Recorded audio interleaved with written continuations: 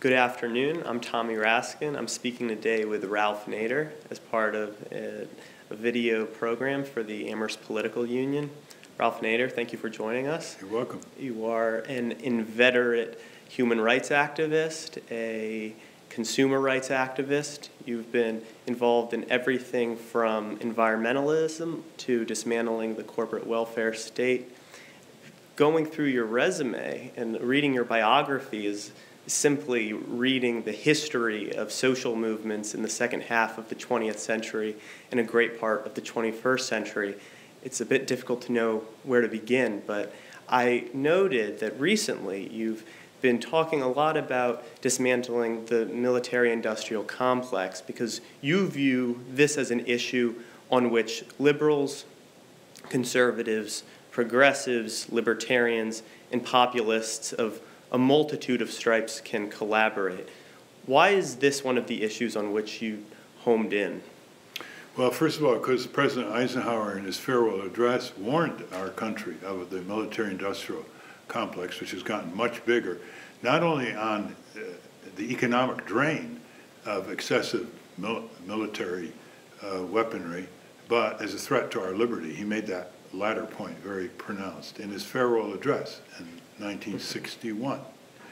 But it's gotten much bigger than that. It's what's called the corporate state. From liberals and progressives call it the corporate state, and conservatives, libertarians call it crony capitalism. What it is, it's Wall Street, in effect, as a symbol, taking over Washington.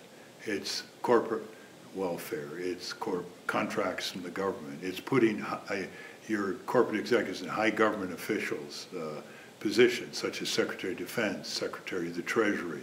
And when that happens, it recalls President Franklin Delano Roosevelt's message to Congress in 1938. And he described in a few sentences that when democratic government is controlled by private economic power, that's fascism. So that's what I think will bring together left-right alliances all the way down to the grassroots to dismantle the corporate state.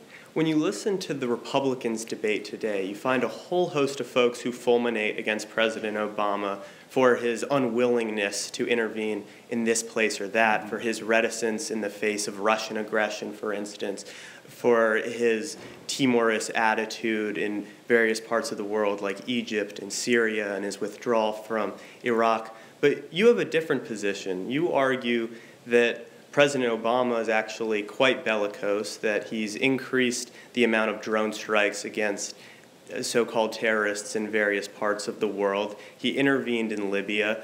How do you think we can best alter the paradigm such that people start to view President Obama in those terms, not as an isolationist, as some people would like to portray him, but as someone who, in large part, comes out of the bellicose tradition of intervening in this part of the world and that? Well, President Obama extended George W. Bush's ravaging around the world, and more drone attacks, more interference in national sovereignties. He doesn't recognize any national sovereignties. He's basically said that he'll go anywhere in the world to counter any threat, no matter how remote it seems to be, with drones or special forces, and even American citizens. So he has become a further extension of the George Bush empire policies. So when he's accused of withdrawing from Iraq, well, why were we in Iraq in the first place? I mean, our militarization of foreign policy is creating our own problems. And then the militarists in our society accuse us of being soft. You know, accuse Obama, imagine, of being soft. And when it comes to Russia, it's a gross insensitivity to the fact that in the 20th century, within a 40-year period, 30 million Russians were killed by invasions of their western frontier. So they're very sensitive about who's on their western frontier. And when the U.S. broke the agreement with Gorbachev that there would not be extension of NATO to the Eastern European countries, and NATO is viewed by Russia as a military alliance led by the U.S. to counteract the former Soviet Union, you say, we wonder why they're so sensitive? Well, of course they're sensitive. Ukraine was part of the Soviet Union to begin with.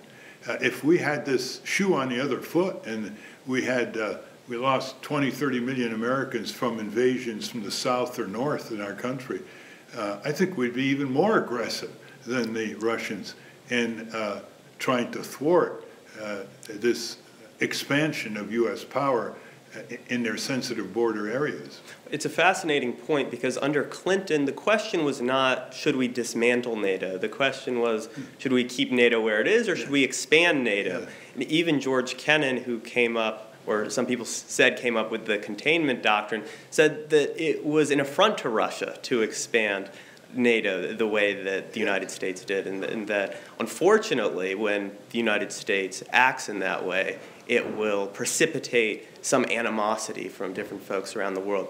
When you ran for president in 2000, you were one of the few candidates who actually took on the issue of Indonesia, East Timor, and the legacy of American support for Suharto and his extirpation of East Timorese communities, committing what may have been genocide, if not genocide, severe and distressing sort of ethnic cleansing.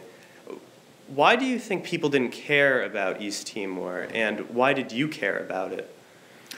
Well, as a personal point, one of our former colleagues was very much involved in the liberation of East Timor, Alan Nairn, and he was almost killed with Amy Goodman when there was basically a soldiers' riot confronting a peaceful demonstration by East Timorese for their autonomy or independence. But I think the answer to your question is that Indonesia was on the periphery. These people weren't of any strategic interest. We wanted to ally ourselves with Suharto and the Indonesian dictatorship to thwart any expansion southward of communist China or North Vietnam. And we tolerated and armed and gave diplomatic cover to the slaughter of over 1 million people. Most of them not even politically active, innocent people, not just in East Timor, but in other parts of Indonesia, before and after. Recently, you have made it a point to try to dismantle the idea that there must be a left and a right that are distinct entities to which people must adhere respectively. Either we are left, we are right. People have characterized you variously as a progressive. Some on the right have called you a socialist. You've before been called a libertarian. I know that you've done some work with Congressman Ron Paul and folks on the right who are opposed to American interventionism and folks who are opposed to the corporate welfare state, as you put it. But I want to ask about you. How do you characterize yourself? Are you liberal? Are you conservative? Well, or do you reject the paradigm entirely? Well, I do reject it because it puts you in cubbyholes not of your own making and sends signals that you don't want to be sent. Basically, I have a philosophy of justice. And if someone is subjected to injustice, it doesn't matter what ethnic group or what background or where they live. They're innocent and they've subjected to severe injustice. That's why I'm attracted to two things. One is the 2,000-year-plus strategy of ruling powers to divide and rule the masses. And they know how to do it, sectarian division, other divisions. And in our country, that's what's done. That's what's called polarization, red state, blue state, left, right, on issues that they are divided on, like reproductive rights, school prayer, so on. But there's a far greater area of convergence by left-right. And I list them in my book, Unstoppable, the Emerging Left-Right Alliance to Dismantle the Corporate State. For example, both left and right in heavy majorities, not everyone, but heavy majorities are against bailing out big corporations, like the bailout of Wall Street, the subsidies that go on every day, local, state, and national, to corporations who pretend that they're capitalists and are willing to subject themselves to the marketplace verdict. They are very upset with the restrictions on civil liberties in the Patriot Act, both left and right. There was Ron Paul, who developed an alliance with liberal Barney Frank in the House of Representatives to do something about the military budget, which is swollen and full of waste and redundancy. And you couldn't have two different people on, say, subjects of regulation. Ron Paul didn't like health and safety regulation, but Barney Frank presumably did. So there are 24 areas in my book of convergence. We're seeing it now emerge in prison reform, in juvenile justice, actual laws passing in state legislatures, only because liberal and conservative legislators got together. You see it in increasingly solar energy. The Koch brothers have been trying to influence southern legislatures to put taxes on solar panels because they see a looming threat to their oil and gas business.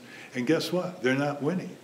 Because in southern legislatures, a big job producer in residential areas putting panels on homes, and they don't think there's a Republican solar panel or a Democrat solar panel. So there are many areas of convergence. I think one that's emerging, it needs some leadership and some advocacy groups, is on empire. On empire, the massive, swollen military presence and interventionism of U.S. All over the world. Asking about the 2016 race, we've seen the meteoric rise of Donald Trump on the right. We've seen Bernie Sanders get a lot of support on the left.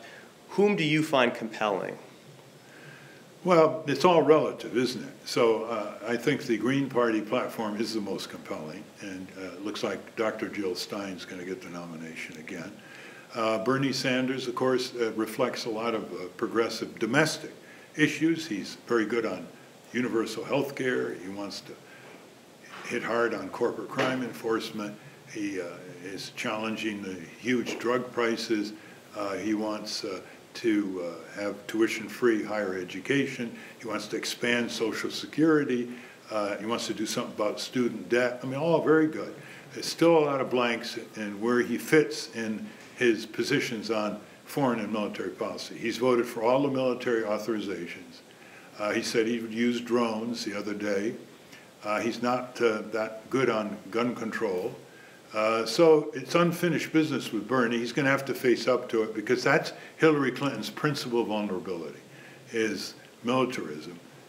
He's got Wall Street and Main Street down, but he's got to deal with something that's swallowing. It's devouring us. All empires devour themselves, and we're no exception. And you can see the draining of public budgets, the lowering of priorities domestically as we proceed to destabilize and blow up more and more parts of the world. It'll certainly be an interesting race, and I hope that candidates are willing to engage with the issues of empire in the way that you have in some of your past presidential races. Mr. Nader, thank you for joining us. Thank you. Well, we want all the voters to be spectators, not to be spectators, and to help shape the agendas of the candidates and the debates around the country. Otherwise, they're going to be rolled again by the two-party tyranny.